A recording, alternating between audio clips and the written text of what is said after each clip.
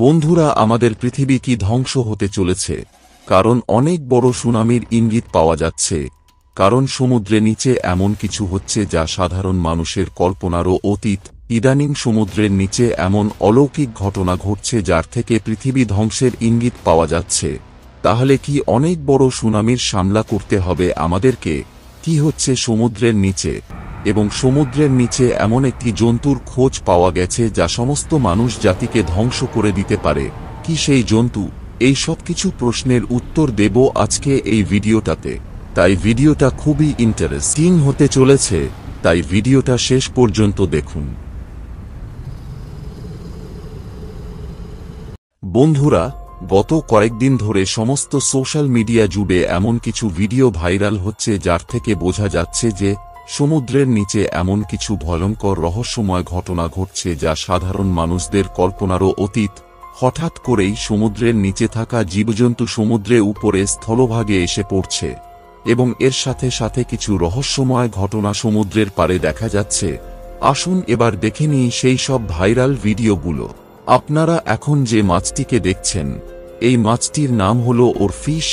এই মাছটি সমুদ্রের 600 থেকে 1000 মিটার নিচে থাকে। এই মাছটিকে দেখা গিয়েছে মেক্সিকোতে। এই মাছটিকে ডুমসডে ফিশও বলা হয়, কারণ এই মাছটিকে যখনই দেখা যায় তখনই সেই স্থানে সুনামি এসে আছড়ে পড়ে। এর আগে 2011 সালে যখন এই মাছটিকে জাপানে দেখা গিয়েছিল, তারপরে জাপানে সুনামি এসে আছড়ে পড়ে। তাই এই মাছটিকে আবার দেখা যাওয়ায় খারাপ কিছু ইঙ্গিত পাওয়া যাচ্ছে। এবার আপনারা যেই মাছটিকে দেখছেন, এই মাছটিকে ব্ল্যাক সি ডেভিল বলা হয়। এই মাছটার নাম হচ্ছে এঙ্গলার ফিশ। এই মাছটাকে আজ পর্যন্ত কোনোদিনও সমুদ্রে উপরে দেখা যায়নি। এই মাছটি সমুদ্রে অনেক গভীরে বসবাস করে, কিন্তু হঠাৎ করেই এই মাছটিকে সমুদ্রে উপরে দেখা যাওয়ায় সবাই খুব চিন্তিত হচ্ছে। এবার রিসেন্টলি কেরালার বিচে এই ঘটনা সবাইকে অবাক করে দিয়েছে। একসাথে এতগুলো মাছ সমুদ্র থেকে বেরিয়ে সমুদ্রের পাড়ে চলে আসছে। যেন মনে হচ্ছে এই মাছগুলো কোনো কিছুতে ভয় পেয়েছে, যেন এই মাছগুলো সমুদ্রের পাড়ে এসে মরতে রাজি আছে কিন্তু সমুদ্রে ভেতরে যেতে চাইছে না। এরকম বিরল ঘটনা এর আগে কোনোদিনও দেখা যায়নি। এবার এই ভিডিওটি দেখুন। সমুদ্রের মধ্যে চৌকো আকৃতির ঢেউ দেখা যাচ্ছে। এর আগে এরকম দৃশ্য কোনোদিনও দেখা যায়নি।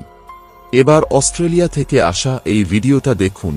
এতগুলো তিমি মাছ একসাথে মরে গিয়ে সমুদ্রে পাড়ে এসে জড়ো হয়েছে। কিভাবে মৃত্যু হলো এতগুলো তিমি মাছের, এটা সত্যি ভাববার বিষয়।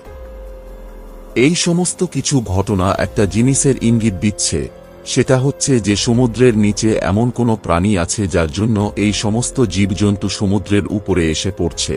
আর সেই প্রাণীটার নাম হল লিভিয়াথন।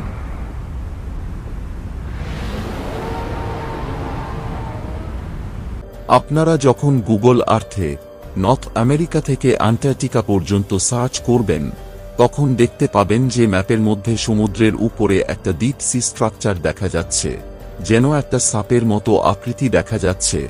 আর এটাই হচ্ছে লিভিয়াথন।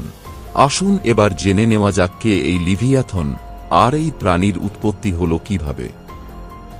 লিভিয়াথন হচ্ছে একটা প্রাচীন রাক্ষস বা ভয়ঙ্কর জন্তু। এই জন্তুর উল্লেখ পাওয়া যায় বাইবেল, ইহুদি ও বিভিন্ন পুরাণ থেকে। আমাদের সনাতন ধর্মেও এই জন্তুর উল্লেখ পাওয়া যায়। এই প্রাণীটি দেখতে কিছুটা সাপের মতো হলেও অনেক বেশি ভয়ঙ্কর দেখতে। কিন্তু এখানে প্রশ্ন হচ্ছে যে এই প্রাণীটি বহু যুগ আগে বিলুপ্ত হয়ে গিয়েছিল। তাহলে কি এই প্রাণীটি সমুদ্রের নিচে এতদিন লুকিয়ে ছিল? হয়তো এই প্রাণীটি জেগে উঠেছে, তাই জন্য সমুদ্রের নিচে সমস্ত জীবজন্তু সমুদ্রে উপরে উঠে আসছে। যদি এই লিভিয়াথন সমুদ্রে উপরে উঠে আসে তাহলে মনুষ্য জাতির জন্য খুবই খারাপ দিন আসতে চলেছে, কারণ এই লিভিয়াথন সবকিছু শেষ করার ক্ষমতা রাখে। এবার দেখা যাক ভবিষ্যতে কি হবে, সেটা সময় বলবে। তো বন্ধুরা, আজকের এই ভিডিওটা আপনাদের কেমন লাগলো আমাদের অবশ্যই কমেন্ট করে জানাবেন। আজকের এই ভিডিওটা যদি আপনাদের ভালো লাগে তাহলে অবশ্যই একটি লাইক করে দেবেন এবং এরকম ধরনের ভিডিও দেখবার জন্য আমাদের ইউটিউব চ্যানেলটাকে সাবস্ক্রাইব করে দেবেন। ততক্ষণ সবাই ভালো থাকবেন, সুস্থ থাকবেন। ধন্যবাদ।